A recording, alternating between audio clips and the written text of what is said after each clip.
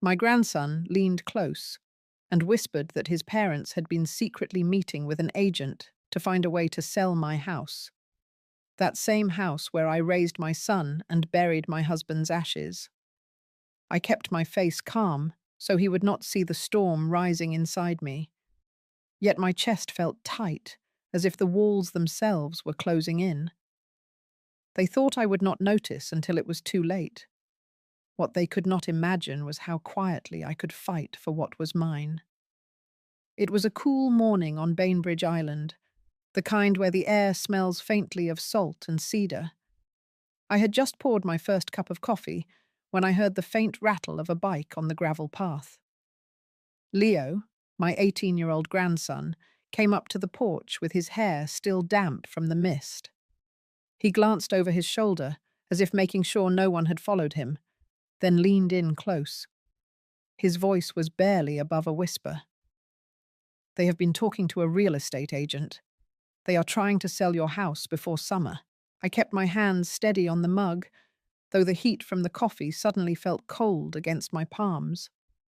I had learned a long time ago how to keep my face from betraying me, but inside, the tide was shifting fast. My chest felt heavy, the kind of weight that comes when you know something precious is already being pulled away. I nodded slowly, told him to come in before the chill settled in his bones. The kitchen felt too quiet as he sat at the table, his eyes fixed on a knot in the wood.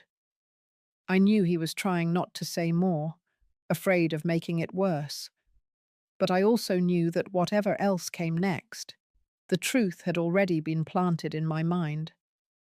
This house is not just walls and a roof. It is the place where I raised my son, where my husband and I planted the apple trees out back, where I carried in groceries through every season. It is where I stood in the hallway that night. The phone rang with the news no one ever wants, and where I placed the urn on the mantel the morning after the memorial. Every floorboard and window latch holds a part of my life that I never thought anyone would try to take from me. Leo's shoulders were tense, and I could see he was holding something back. I asked him to tell me what he knew.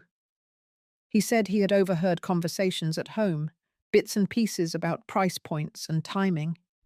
He had seen a folder on the kitchen counter with the name of a local brokerage on it. He thought it was wrong and wanted me to know before it was too late. There is a moment when betrayal is still fresh, when it feels almost unreal. I sat there, listening to the low hum of the fridge, the faint call of a gull outside. My mind was turning over the details, measuring what was true and what might still be a misunderstanding. Part of me wanted to believe it was just talk. Another part of me, the part that had weathered years of life's blunt edges, knew better. I thanked Leo for telling me. I could see the relief in his eyes, as if passing the burden to me made it just a little lighter for him. He is still young enough to think that truth is enough to change the course of things. I remember when I believed that too.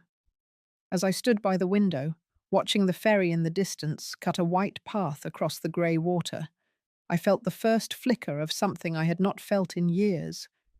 It was not anger exactly, and it was not fear.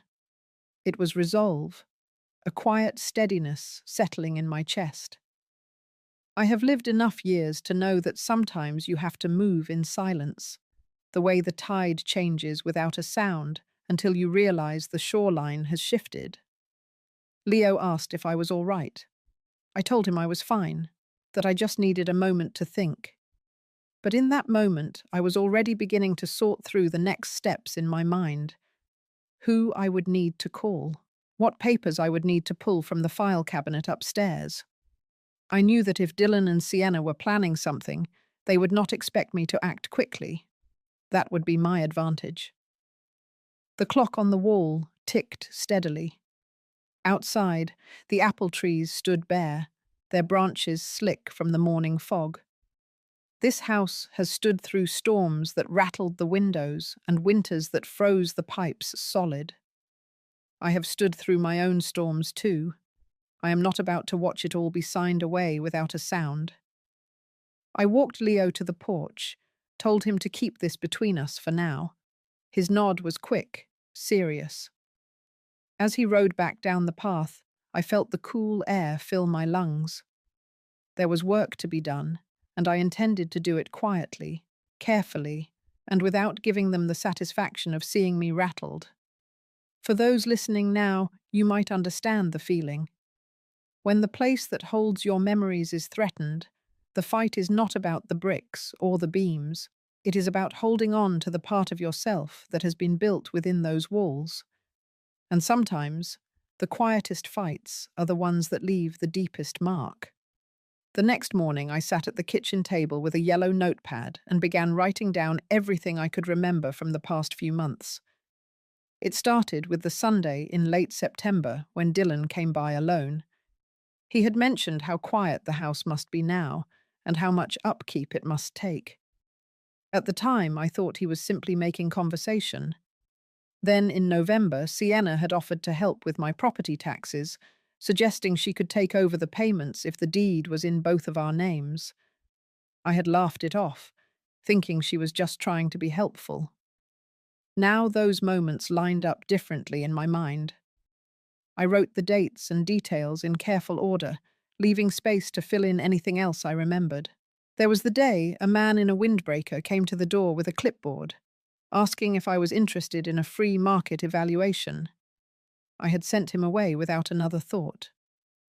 Later, I recalled seeing that same man talking with Sienna in the driveway when I came home from the grocery store. She had waved casually, saying it was nothing important. I thought back to a family dinner in early December. Between bites of roast chicken, Dylan had brought up the idea of downsizing, mentioning a condo in Seattle that was easier to manage. Sienna chimed in about how much money could be freed up from selling this place. They had smiled the whole time, speaking as if they were talking about the weather.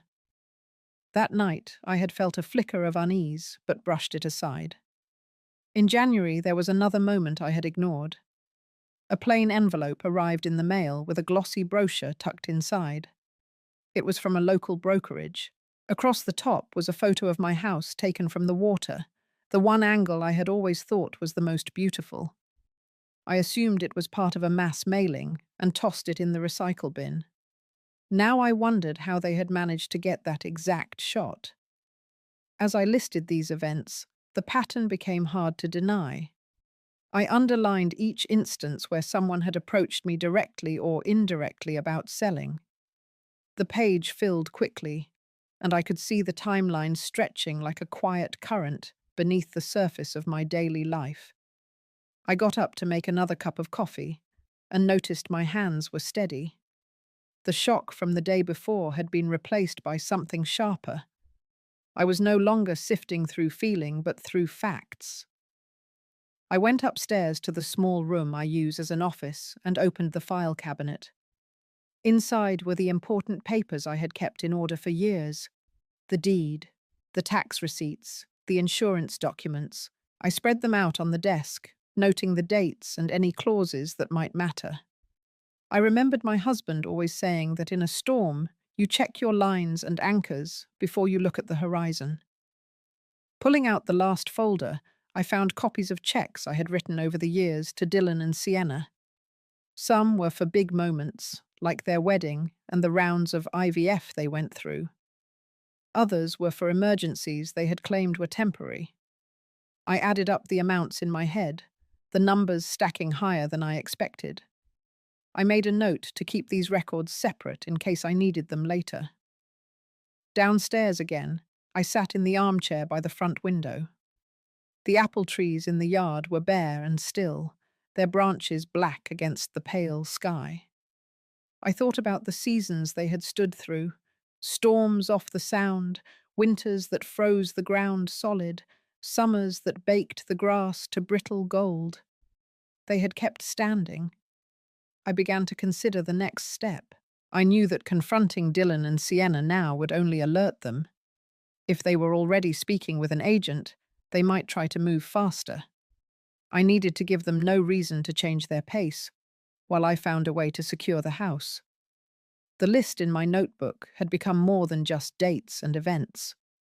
It was a map of decisions, each one a missed opportunity to see what was right in front of me. That recognition carried a sting, but it also gave me something to work with. I had the advantage of knowing what they thought I did not. I closed the notebook and slid it into the drawer of the side table. Outside, the ferry horn sounded faintly across the water. It was a reminder of the years I had spent keeping things on schedule no matter the weather. I understood the rhythm of preparation and patience, and now I understood that I would need both. 2 days after I had finished filling my notebook, Dylan called to say they wanted to come by for lunch.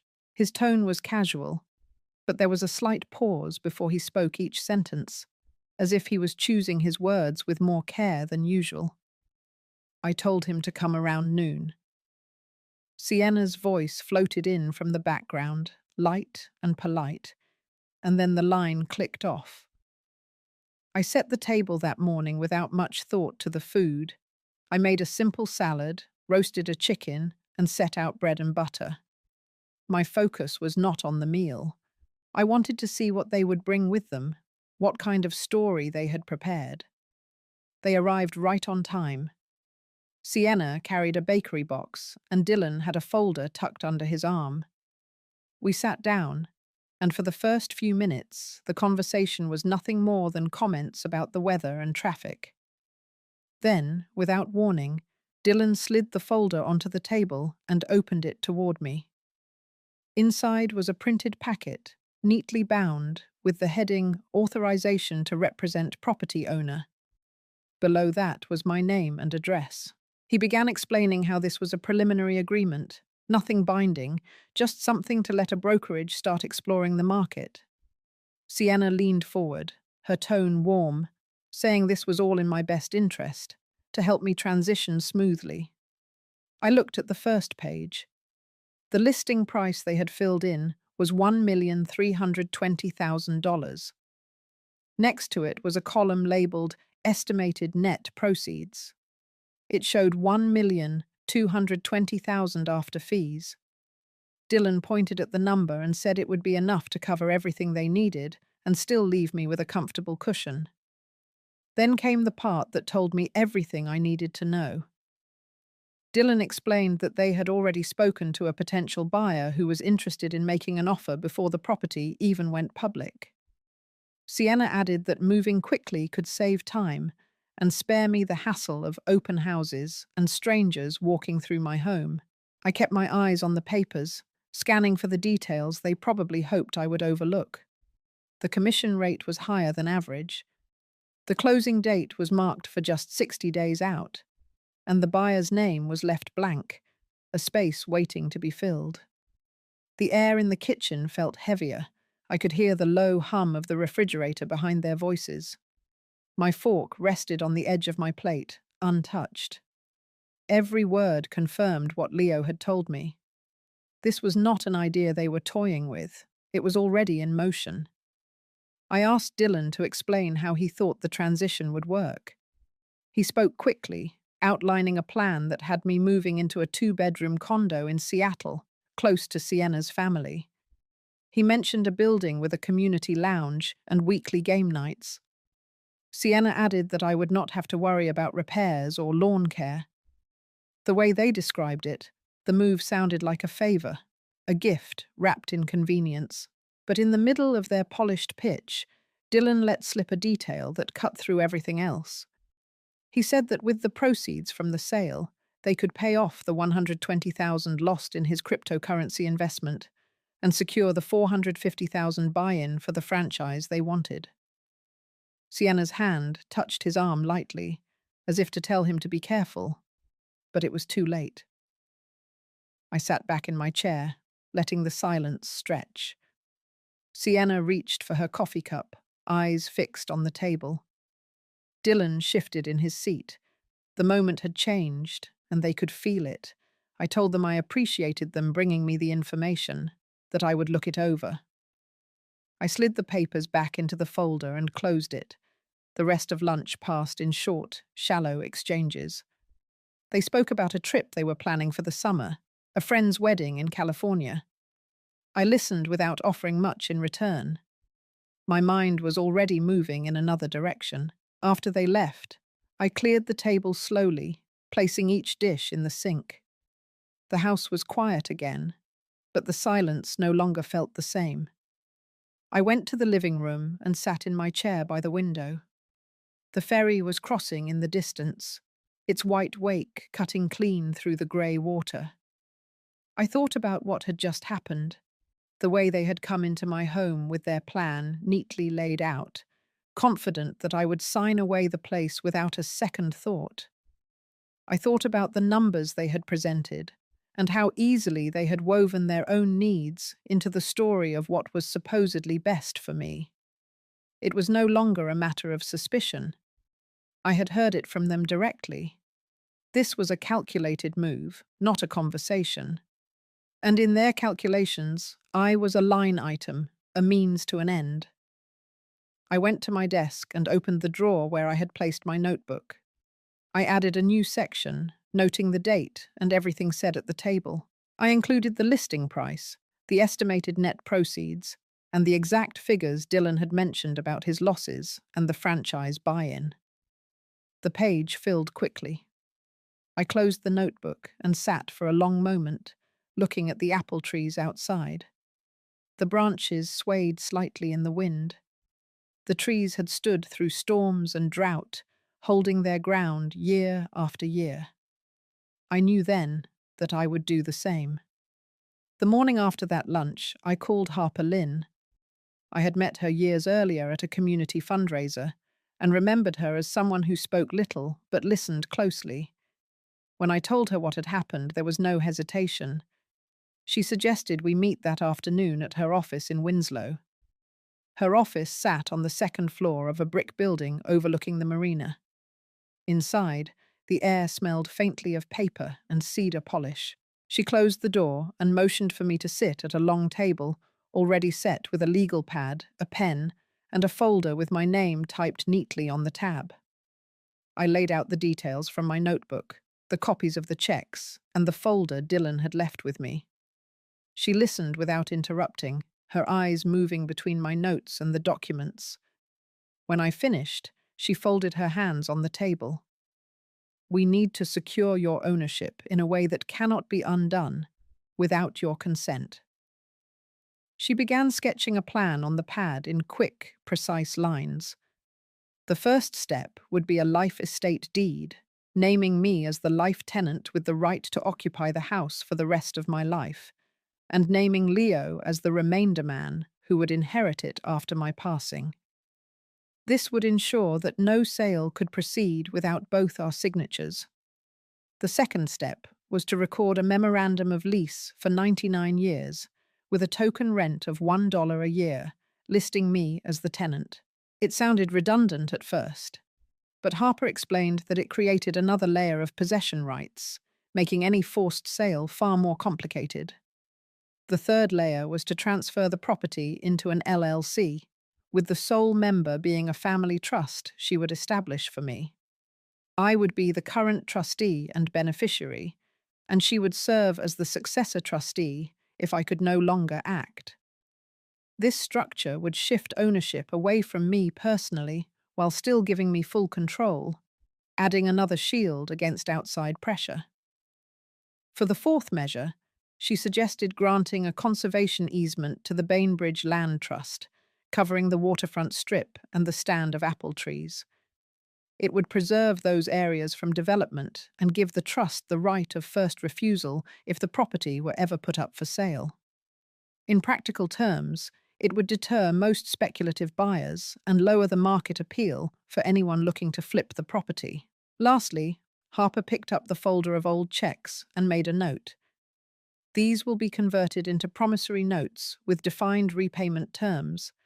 They will be referenced in your updated will and trust with a no-contest clause. If Dylan or Sienna challenge the estate, they risk forfeiting any remaining inheritance while still owing the debt. We went through each step again, this time with Harper explaining how the filings would be recorded with the county and in what order. The sequence mattered. The life estate deed and the lease memorandum would be recorded first. The LLC transfer would follow, then the easement. The trust documents would be signed and notarized on the same day. She moved through it like a captain charting a route through narrow waters, careful to avoid every hidden reef. By the time we had finished, the outline on her pad looked like a fortress built in layers. Harper gathered the papers into a neat stack and told me she could have the first documents ready within 48 hours. She recommended that I not alert Dylan or Sienna until everything was filed and stamped. They will assume nothing has changed. That will give you room to move without interference. I left her office feeling the solid weight of the plan in my mind. The air outside was crisp, the sky a pale winter blue.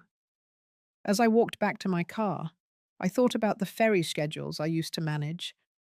Every crossing had to be timed against the tides and the weather, and sometimes the safest choice was to delay departure until the moment was right. At home, I pulled the folder of important documents from the desk drawer and set it on the dining table. I added the deed, the insurance policies, and the most recent property tax statement to the pile Harper had already seen. I also included photographs of the house and the land from over the years, thinking they might be useful for the easement paperwork. That evening, I sat by the window with the notebook in my lap, adding a new section labeled Plan. Under it, I wrote each of Harper's steps in order, leaving space beneath each one to note when it was completed. The act of writing it down made it real, something I could follow like a set of instructions when the days ahead grew crowded. The house was quiet except for the ticking of the clock and the occasional creak of the wood as the temperature dropped. I could picture Dylan and Sienna talking in their kitchen, believing they had time to move me into their plan. What they did not know was that my own plan was already in motion. I closed the notebook and placed it back in the drawer. The ferry horn sounded faintly across the water, steady and sure. I felt the same steadiness settling in me. Whatever they intended, I now had the means to hold my ground. The rest would come down to timing and patience, and I had both. 2 days after meeting with Harper, I called Dylan. My voice was calm, almost tired, as I told him I was still thinking about the papers he had brought and that I might be open to hearing more. I suggested we all sit down again soon. He sounded relieved, the kind of relief that slips into a voice when someone thinks they are back in control. In the background, I could hear Sienna asking something, her tone lifting at the end. Dylan said they could come by this weekend. I agreed, setting the time without giving them a choice. After I hung up, I called Harper. She already had most of the documents ready and was waiting on the final signatures. We decided the filings would be done the day before Dylan and Sienna arrived. Harper also arranged for an escrow office to be available if needed, one that had full security cameras and an audio system that met the state's recording consent laws. The next morning, I walked the perimeter of the property, taking note of every detail. The apple trees stood bare, their branches slick with cold dew. The dock was quiet, except for the sound of water lapping at the posts. I wanted these images fresh in my mind, a reminder of what was at stake. Leo stopped by that afternoon, riding up the gravel path with his backpack slung over one shoulder. He noticed the stack of folders on the table and asked if I was getting things in order. I told him I was, and that it was important he not mention any of it to his parents. He nodded, his eyes steady, the way a person looks when they understand the weight of a promise. On Friday, Harper and I met again in her office. The life estate deed and the memorandum of lease were signed, notarized, and sent to the county recorder. The transfer to the LLC followed, and the conservation easement papers were prepared for submission. The promissory notes for the past loans were formalized with repayment schedules. Each document went into a sealed envelope with the date and filing number written in Harper's careful script. When we were done, Harper slid a small digital recorder across the table. She explained how it worked, how to start it with one touch, and where to place it so the microphone would catch the entire room. She reminded me that Washington requires consent for recordings, so the plan was to have everyone meet in a space where there were posted signs stating the area was monitored. The escrow office she had booked for Sunday had those signs on the door. I drove home with the envelopes on the passenger seat, their weight heavier than paper should feel. At the kitchen table, I stacked them neatly and placed the recorder on top. The house felt still, but I could sense the current moving under the surface, pulling us all towards Sunday. That night I prepared the living room for their visit. I arranged the chairs so there was a clear line of sight to the coffee table, where I planned to place the folder they had left with me. I wanted them to see it as soon as they walked in.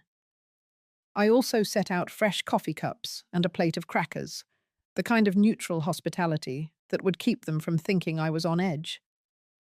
On Saturday, I kept to my routine. I went to the market in the morning, spoke briefly with neighbours, and walked down to the dock. The less I changed my patterns, the less reason they had to suspect anything. By evening, the sky was streaked with pale orange, and the air carried the sharp scent of salt and wood smoke. I stood on the porch for a long time, letting the quiet settle around me. Sunday arrived cold and clear. At 11:30, I drove to the escrow office ahead of schedule. Harper was already there, reviewing the setup. The cameras were positioned to cover the table and the seating area. A small sign by the door read, "Notice, this area is under audio and video surveillance." She handed me a copy of the filed documents in a clean manila folder and placed the originals in a secure drawer behind her desk. At exactly noon, Dylan and Sienna arrived. They both wore smiles that looked practiced. Dylan carried another folder, and Sienna had a leather planner tucked under her arm. We greeted each other and sat down. The recorder was in plain view on the table, part of the office's standard setup. Dylan started by saying he was glad I was open to talking again. He opened his folder and began going over the numbers from before, adding small adjustments as if he had refined the plan. Sienna spoke about how quickly they could make the transition happen, emphasizing that the timing was ideal. I listened, nodding occasionally, letting them talk. The recorder's small light blinked steadily. Harper entered quietly a few minutes later, greeting everyone and taking a seat at the end of the table. Her presence seemed to tighten the air in the room. Dylan's pace slowed, and Sienna's smile lost some of its ease. By the time they had finished their pitch, everything we needed was captured. The offers, the urgency, the connection to their own financial needs. I closed the folder in front of me and said I would take their proposal under consideration. Harper gathered her papers, and I rose to leave. Outside, the air was sharp against my face. I walked to my car with the manila folder tucked under my arm, each step measured. The pieces were in place now. The next move would not be mine to rush, but when it came, it would be ready. Monday morning, the day after the meeting at the escrow office, I woke with the sense that something was already moving. The air felt different, the way it does when the tide turns in the middle of the night. I made coffee and sat at the kitchen table, the manila folder Harper had given me still in the same place I had left it. I opened it and went over the sequence of filings again, letting the order settle into my mind like a checklist before a departure. By 9 o'clock, Harper called. She had reviewed the audio and video from the meeting. Every detail we had hoped for was there. Dylan's own voice, linking the sale to his investment loss and the franchise buy-in. Sienna, speaking about the timing and the potential buyer who wanted to move quickly. The clarity in their words left little room for doubt or reinterpretation. Harper said the quality of the recording was excellent, and copies had been stored securely in 3 different locations. After we hung up, I sat for a moment, thinking about how calm my hands felt. There was no rush of adrenaline, no anger boiling over, only the steadiness that comes from knowing the ground you stand on is solid. I cleared the table and went upstairs to my office. The file cabinet drawers slid open easily, the neat rows of folders a reminder of years spent keeping things in order. I pulled out the most recent property tax statement, the insurance policy, and the appraisal from 2 years ago. They would be useful if Dylan and Sienna tried to dispute the value of the house or the terms of ownership. Around midday, I received an email from an unfamiliar address. It was from a man introducing himself as a financial consultant working with Dylan and Sienna. He outlined how a sale at the current market price of $1,320,000 would net enough to pay off debts and secure a strong future for the family. The message was written with a professional polish, but there was a line that caught my attention. He mentioned capital gains implications that were plainly incorrect for a primary residence. Either he was careless, or he assumed I would not notice. I printed the email and placed it with the other documents. Then I called Harper to tell her about it. She asked me to forward it and said she would keep it as part of the growing file. The more threads we had, the stronger the fabric would be if we needed to present it. Later in the afternoon, I decided to take a walk down to the dock. The water was calm, the ferry making its steady crossing in the distance. Standing there, I thought about the years I had worked in operations, how the smallest oversight could ripple out into bigger problems. This situation felt the same. Every detail mattered, and missing even one could shift the balance. When I returned to the house, there was a voicemail waiting. It was Dylan. His tone was smooth, but underneath I could hear a hint of pressure. He said they had been speaking with the agent again and that an offer might be ready soon. He urged me to think about how much simpler life could be without the upkeep of the house.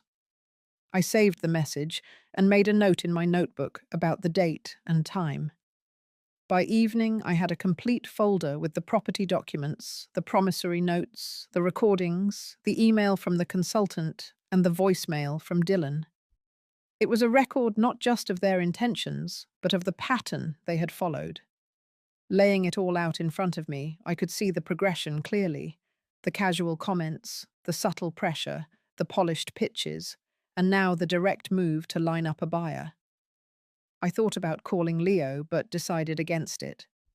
He had already done more than enough, and the less he was involved at this stage, the better.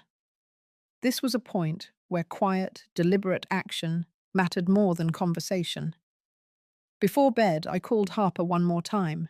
We discussed the possibility of sending a formal notice through her office if Dylan or Sienna attempted to move forward without my consent. She suggested waiting until they made a clear overstep, which would give the notice more weight. I agreed.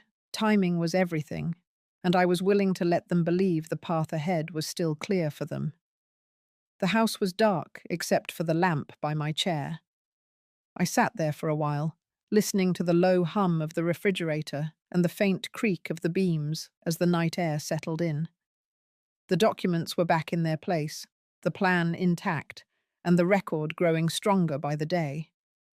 I knew there would be more calls, more messages, and more small maneuvers meant to push me toward their goal.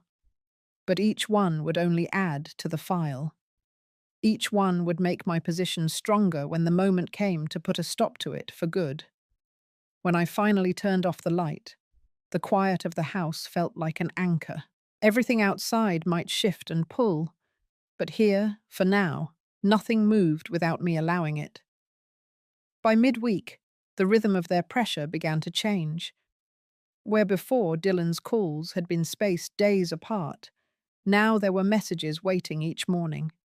The tone carried more urgency, though still wrapped in a polite veneer. On Wednesday, he left a message saying they had a serious buyer lined up, someone willing to pay in cash, and that acting quickly would secure the deal. He mentioned how rare it was to find buyers in this market who could close without financing. I wrote down every word in my notebook, adding it to the growing timeline. The steady documentation gave me a strange sense of calm. Each new attempt on their part was another brick in the wall I was building around myself. On Thursday, Sienna appeared at my door without warning. She held a paper coffee cup and wore that fixed smile I had seen so many times at family gatherings. She spoke lightly about wanting to check in, saying she had been in the neighborhood. I invited her in, keeping my tone neutral. She sat at the kitchen table and began talking about a couple she knew who had been looking for a place on Bainbridge. They loved older waterfront homes, she said, and would be willing to offer more than asking to avoid a bidding war. Her words were casual, but the undercurrent was clear. I let her talk while I made a fresh pot of coffee. The smell filled the kitchen, grounding me as I listened. She leaned in slightly, her voice dropping as she mentioned how hard it was for Dylan to focus on his work, with the uncertainty of the house hanging over them. She framed it as concern for him, but I could hear the pressure threaded through each sentence. When she left, I walked her to the door and thanked her for stopping by. As soon as the door closed, I wrote down the details of the visit. Time, date, what she said, the tone of her voice. I was no longer reacting emotionally to these moments. They had become data points, pieces in a larger picture that was nearly complete. That afternoon, I called Harper and updated her. She listened, then said she would be ready to move at a moment's notice. She reminded me that our filings were already recorded and secure, but that having these interactions documented would give additional leverage if things escalated. By Friday, I had the sense they were trying to accelerate their timeline. Another voicemail from Dylan came mid-morning, this time with a firm note about needing a decision soon. He mentioned that the buyer they had in mind was looking at another property and would not wait forever. It was meant to sound like a warning, but to me it confirmed that they were feeling the pressure themselves. I decided to use that. That evening, I called Dylan back and told him I would be willing to meet on Sunday to go over everything one last time. I suggested we hold the meeting at my house. He agreed quickly, perhaps too quickly, and said he would bring Sienna and the final paperwork. After the call, I walked through the house slowly, noting what needed to be put in order before they arrived. The living room would be the center of the meeting, the coffee table cleared except for the folder of their original proposal. I wanted it in plain sight, a reminder that I still had it. Saturday passed quietly. I kept to my routine, avoiding anything that might hint at what was coming. In the evening, I stood at the window and watched the last ferry of the day cross the dark water, its lights reflecting on the surface. The calm of that moment stayed with me. On Sunday morning, I woke early and prepared the house. The chairs were arranged so that I could see them clearly without obstruction. A fresh pot of coffee was ready in the kitchen. The folder sat on the table, its edges perfectly aligned with the wood grain. They arrived just after noon. Dylan carried a slim briefcase, and Sienna wore a look of determined warmth. We exchanged polite greetings before sitting down. Dylan opened the briefcase and pulled out a stack of papers, sliding them across the table toward me. He began outlining the terms again, speaking with the same practiced confidence he had used before. I listened without interruption, my eyes moving from the papers to their faces. Sienna added small points about the buyer's flexibility, how they could adjust the closing date if needed. She smiled as she spoke, but her fingers tapped lightly against the edge of the table. When they finished, I placed my hand on the folder in front of me but did not open it. Instead, I said I would review their offer carefully. My tone was steady, giving nothing away. Dylan nodded, though I could see the flicker of impatience in his eyes. Sienna gathered her planner, her movements a little sharper than when she arrived. As they left, I watched from the porch until their car disappeared down the road. The house was quiet again, the kind of quiet that feels full rather than empty. Inside, the folder remained on the table, untouched. I knew we were nearing the point where all the threads they had pulled would tighten around them, and I was ready. By Monday morning, I could sense the shift. The polite fronts were wearing thin. Dylan left another voicemail, his words clipped, saying they needed to know my decision within the week. He spoke as if the matter was inevitable, as if my role was simply to agree to what had already been set in motion. I replayed the message once, then saved it and wrote a short note in my timeline. The day passed quietly. I spent the afternoon going over Harper's notes, making sure I understood each step we had taken and the layers protecting the property. It was all in place now, filed, recorded, and shielded from any sudden move they might try. The only thing left was to let them make the next step in full view, so that when the time came to end this, it would be clean and final. On Tuesday, a letter arrived by courier. The envelope was heavy, the kind used for contracts. Inside was a formal purchase offer from an unnamed buyer, represented by the same agent Dylan had mentioned. The offer matched the numbers they had pushed before, with a closing date just 60 days away. It included a line stating that the seller would vacate the property within 30 days of closing, leaving it in what they called broom-clean condition. The terms were firm, written to leave little room for negotiation. I read through the pages slowly, noting the exact wording. There was no mention of a life estate, no acknowledgement of the easement, no reference to any existing lease or LLC ownership. It was as if none of those protections existed, as if they believed I would simply sign and clear the way. I called Harper and read her the details. She told me to bring it to her office immediately. When I arrived, she scanned through the pages with quick precision, marking points with a yellow pen. She smiled faintly, not from amusement, but from recognition. This, she said, was exactly the kind of oversight we had prepared for. The offer was written to a name and title that no longer held legal ownership in the way they imagined. Even if I signed it, it would be invalid without the approval of the LLC and the trustee. Harper suggested we send a short acknowledgement through her office, thanking them for the offer and stating that it would be reviewed by the current property owner of record. That would be the first time they would hear in direct, formal language that the structure around the house had changed. It would not reveal all the details, but it would be enough to unsettle their timeline. We drafted the letter together. It was no more than 3 sentences, polite and neutral, with my signature below the typed name of the LLC. Harper sent it by certified mail and email to both the agent and the return address on the offer. The copy for Dylan and Sienna would arrive the following day. On Wednesday afternoon, the phone rang. It was Dylan. His tone was no longer smooth. He asked why the letter had come from an LLC and what it meant. I told him calmly that all matters regarding the property were now handled through the trust and its management. I kept my voice steady, offering no explanation beyond that. There was a pause on the line, a silence that felt heavier than anything he could have said. He ended the call quickly. That evening, I walked down to the dock. The air was cold, the tide low, the pilings standing tall above the waterline. I thought about how much had changed in just a few weeks, how what began as quiet suspicion had become a clear line I would not allow them to cross.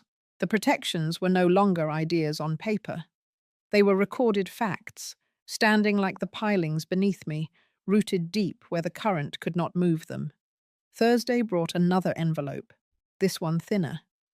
Inside was a letter from the agent stating that the offer was contingent on clear title and vacant possession, and that any encumbrances would need to be resolved before closing. It was written in careful, non-confrontational language, but the meaning was clear. They now understood that the property was not theirs to move without my consent. I placed the letter in the growing file and called Harper again. She said we would hold our position. There was no need to respond unless they made a formal challenge. Every piece of correspondence, every voicemail, every visit was another entry in the record. By Friday, I had not heard from Dylan or Sienna again. The house was quiet, except for the sound of the wind in the apple trees. I sat at the dining table with the folder open in front of me, the letters and contracts arranged in order. The plan had held, and the shift I had sensed at the start of the week was now complete. They were no longer moving toward me with confidence. They were circling, looking for a way through, and finding none. I closed the folder and placed it back in its drawer. The light outside was fading, the last of the sun touching the tops of the trees. For the first time in weeks, I felt the kind of calm that comes not from waiting, but from knowing the ground beneath you is secure. Whatever came next would have to meet the full weight of what we had built, and I was ready. By the following Monday, the air around the situation had grown still, but it was the stillness before a shift, not a resolution. I woke early, made coffee, and sat at the kitchen table watching the light come over the water. The file drawer in the sideboard was closed, but I could feel the weight of everything inside it. The silence from Dylan and Sienna was unusual, and unusual meant they were recalculating. Around mid-morning, Harper called. She had received a copy of a title inquiry from the buyer's side, requesting clarification on the LLC and the easement. She explained that this was standard once they realized the property structure was not what they expected, but the timing told her they were still looking for a way forward. Her advice was simple: hold the line. Do nothing that would change the landscape we had built. That afternoon, I walked the length of the property, from the apple trees near the road down to the dock. The tide was halfway in, the water shifting in slow swells. The house stood behind me, solid in the pale winter light. Every step reminded me that the fight was no longer about defending what I had, but about making sure it would never be taken without my consent. On Tuesday, a courier came with a letter addressed directly to me, bypassing Harper's office. It was from Dylan. The language was polite, but the message was personal. He wrote that he felt blindsided by the legal changes, that it was hurtful I had not discussed them with him first. He framed his concern as disappointment, not anger, but it was clear he was trying to appeal to the history between us. I read it twice, then placed it in the file without comment. My mind went back to Harper's words from the beginning. Once the structure is in place, let them reveal themselves. This was another reveal. It showed that the business tone they had been using was giving way to something more raw. On Wednesday morning, I took the ferry into Seattle for errands. Moving through the crowd on the deck, I felt the kind of anonymity that comes from being away from the immediate situation. It gave me space to think. The past weeks had been a series of measured moves, each one made with care. Now, the shape of the end was beginning to show. It would not be a confrontation in the open, but a closing of a door they had assumed would stay ajar. When I returned home, there was a message from Harper saying she had sent a short, formal reply to the title inquiry, confirming the LLC ownership, the trust, and the easement. It was factual, without commentary, leaving no opening for argument. She assured me this would make it clear to any buyer that the property could not be transferred without the trustees' direct consent. By Thursday, the phone calls from Dylan had stopped entirely. Sienna sent one brief text in the evening saying she hoped I was well. It was the kind of message that carries no purpose beyond testing the line. I left it unanswered. Friday morning brought another envelope, this one from the buyer's agent. Inside was a short notice that they were withdrawing the offer and moving on to other opportunities. The language was clean, without blame, but I could feel the frustration underneath. I set it on the table and looked at it for a long moment before adding it to the file. The sequence was now complete. That afternoon I called Harper. She agreed that this was likely the end of their immediate attempt to take the house. We talked about keeping everything as it was, maintaining the protections without change. She suggested we do a quiet review in 6 months to make sure nothing had shifted in county records. The evening was cold and still. I made tea and sat in the living room with the lamp on low. The house felt settled again, the air inside no longer carrying the tension of the past weeks. Outside, the apple trees stood in their winter rest, their bare branches dark against the fading light. I thought about the first moment Leo had come to me with the warning, how small it had seemed then compared to what it became. I thought about the careful steps, the patience, the way each move had been measured not for speed, but for stability. By the time I went to bed, I knew this was not just an end to their attempt. It was also the beginning of a new chapter for me, one where the boundaries were not implied, but set in stone. The house would stand as it always had, not because I had fought loudly for it, but because I had made it impossible for anyone to quietly take it away. The week after the buyer withdrew, the house seemed to exhale. The air felt lighter, as if the weight of their intentions had finally lifted. I went about my mornings without the undercurrent of waiting for the phone to ring or the sound of a car pulling into the driveway. The file drawer in the sideboard stayed closed, but I knew it was there, holding the entire history of what had just passed. On Monday, Harper called to confirm the withdrawal had been filed with the county.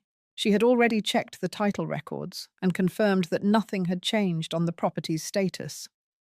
Her voice was steady as she told me that, for now, the matter was settled. She reminded me to keep all correspondence and records as they were, untouched, in case they were ever needed again. That afternoon, I walked the length of the shoreline. The tide was high, and the water lapped softly against the dock. The sky was clear, a pale winter blue. I thought about how close they had come to moving me out of this place, how quietly it could have happened if I had not been told the truth in time. The thought did not stir anger now, only a deeper resolve to keep things as they were meant to be. Tuesday brought a different kind of quiet. No letters, no calls, no unexpected visitors. I spent the day pruning the apple trees, cutting away dead wood so that the branches could breathe and grow in spring. The rhythm of it was grounding, the kind of work that reminded me of seasons passing in their own time, untouched by the urgency of anyone's plans but nature's. On Wednesday, I went into town for groceries. At the market, I saw Sienna near the dairy section. She smiled faintly, a guarded kind of smile, and nodded. We spoke briefly, only about the weather and a new shipment of winter pears. Her tone was polite, but there was no attempt to bring up the house. I left with my basket full, feeling the same calm I had carried since the offer fell apart. Thursday morning, Harper sent me a short update. She had completed the final step in our plan, ensuring that the conservation easement and the trust were linked in the county database. That meant any future inquiry into the property would immediately show multiple layers of ownership and restriction. It was, as she put it, a quiet wall that no one could push through without my hand opening the door. That afternoon, I went through the folders in my desk, not to change anything, but to be certain everything was in order. The documents lay in a clear sequence, from the earliest notes I had written after Leo spoke to me to the final correspondence from the buyer's agent. Each page was dated, each conversation recorded in my own handwriting. It was not just a record, it was a map of every turn the situation had taken. By Friday, the rhythm of my days had returned. I cooked in the mornings, read in the afternoons, and walked the property at dusk. The water near the dock had frozen in thin sheets along the edges, catching the last of the light. Standing there, I thought about the patience it had taken to reach this point. The plan had worked not because it was loud or aggressive, but because it had been precise, layered, and unshakable. Saturday brought a letter from the Bainbridge Land Trust, confirming the conservation easement was now active and permanent. It was written in plain language, with a map of the protected areas. I traced the lines on the map with my finger, following the curve of the shoreline and the cluster of apple trees. These were no longer just parts of my land. They were now legally shielded, tied to the future in a way that could not be undone. On Sunday, I woke early and made coffee. The air was cold, and the windows held a thin layer of frost. I sat at the kitchen table with the map from the land trust spread out in front of me. The quiet of the house was complete, not the tense quiet of waiting, but the settled kind that comes when nothing is pressing at the door. As the light came over the water, I realized this was the first morning in weeks that my mind had not gone to Dylan or Sienna. Whatever they thought or planned now was outside the walls of this house, outside the reach of the protections we had built. I could tend to my days again without watching for their shadow. When I put the map away, I noticed the clock on the wall, its steady rhythm filling the room. The weeks of maneuvering, the careful steps, the long hours of waiting had brought me here, to this moment where the house stood as it had before, but stronger for what had been done to guard it. I closed the drawer, turned the key, and let the stillness hold. The first week of February arrived with a stretch of cold, dry days. The kind of weather that made the air sharp in my lungs, but left the water glassy and still. Each morning, I followed the same quiet routine: coffee at the kitchen table, a walk through the yard, and a glance toward the apple trees. The tension that had filled these moments not long ago was gone, replaced by something steadier, more rooted.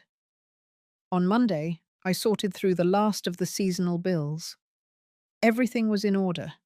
The property taxes were paid, the insurance renewed, the easement and trust fully active.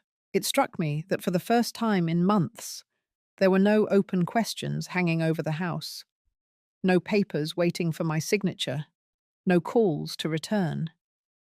It was a clean slate, yet one built on every step taken in the weeks before. Midweek, Harper called to confirm the 6-month review date we had agreed upon.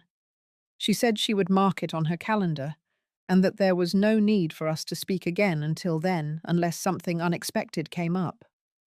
Her voice was calm, professional, but I could hear the satisfaction in it too. She knew the structure we had built was not just a defense, it was permanent. That afternoon, I walked to the dock and stood looking out over the water. The ferry was making its slow approach across the channel, the sound of its engines carrying over the still air. I thought about the rhythm of its crossings, how it moved without rush but with purpose, arriving exactly where it needed to be. The past weeks had been the same, every move deliberate, each one landing where it belonged. Thursday brought a letter from the Trust's bank, confirming all account details were in good standing. I placed it in the file with the rest. The drawer was nearly full now, not from clutter, but from the record of every moment in this process. It was a kind of history, one I had lived in real time, but could now hold in my hands. In the evening, I noticed a faint blush of colour in the sky as the sun set. Winter was still holding, but there was a quiet promise in that light, a reminder that seasons turn even when it feels like nothing will change.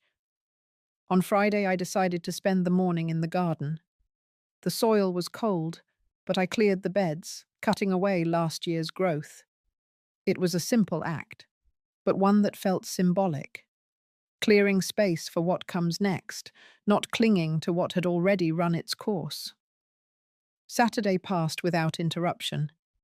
I read in the living room, the sound of the clock steady in the background. The house felt entirely my own again, not because it had changed, but because I had reclaimed every corner of it from the uncertainty that once shadowed it. By Sunday, I realized it had been nearly 2 weeks since I had last thought of Dylan or Sienna with any weight. They were part of the record now, not part of my daily life. Whatever their plans or frustrations might be, they existed beyond the reach of my days. That morning I took the long path through the property, moving slowly, noticing the details I had overlooked when my attention was pulled toward defense. The moss on the north side of the trees was thick and green. A heron stood near the water's edge, still as a stone until it lifted into the air with a slow, deliberate beat of its wings. When I returned to the house, I unlocked the drawer and looked at the file one last time before closing it for good. The pages inside told a story, one of quiet persistence and unshaken resolve. It was not a tale of open conflict, but of holding ground with patience until the pressure broke on its own. The house was silent, except for the wind brushing against the windows. I made tea, sat by the window, and watched the light shift across the water. The weeks of strain had passed, leaving behind not just relief, but a deeper sense of my own boundaries. I had not just kept the house, I had kept the shape of my life intact. And in that, there was a steadiness no one could take. Spring came slowly that year. By March, the light stayed longer in the evenings, casting a warm gold across the apple trees. The buds began to swell on the branches, small signs that winter had loosened its grip. I moved through the house with a sense of ease I had not felt in months, each room holding its familiar quiet without the shadow of intrusion. The file remained in its drawer, untouched but present. I no longer felt the need to check it. Its weight was steady enough in my mind, a quiet assurance that every step taken had held. The trust, the easement, the lease, the layers of protection, each stood in place, and with them came the freedom to turn my thoughts elsewhere. One morning, I walked the path to the dock just as the sun lifted over the horizon. The water was smooth, the reflection so clear it was hard to see where the sky ended. I thought of the months before, when each walk had been filled with calculation, measuring what I could risk and what I could lose. Now there was no calculation, only the rhythm of the tide and the sound of gulls calling across the channel. The season carried me into small routines, planting new herbs in the garden, repainting the trim on the porch, sharing coffee with neighbors who stopped by. Life no longer felt like it was lived in defense, it was lived in presence. There were moments when the memory of their plans would rise, Dylan's clipped messages, Sienna's polished smiles, but they passed quickly. They no longer carried weight. What remained instead was the knowledge of what I had done to protect this place and myself. By late April, the apple trees were in bloom. Their blossoms held the air with a light sweetness, drifting into the open windows. I stood among them one afternoon, my hands resting lightly on a branch, and realized that the house and the land had come through the storm unchanged. I had too, though not untouched. I carried with me now a sharper understanding of boundaries, of what it meant to stand without bending to pressure. The dock, the trees, the house, they were mine in the way that mattered most. Not just by law, but by the steady truth that I had chosen to keep them. The quiet of that truth was deeper than any relief. It was a kind of peace. I knew there would be other seasons, other challenges, but this chapter had closed with the walls intact, the ground firm beneath my feet, and the knowledge that no one could move me without my say. That was enough. If you've stayed with me through this story, you know it wasn't just about a house. It was about holding on to what matters when others think they can take it from you. Have you ever faced a moment where you had to quietly, patiently, but firmly protect your ground? I would love to hear how you navigated it. Share your thoughts in the comments so we can remind each other that sometimes the strongest defense is the one made in silence.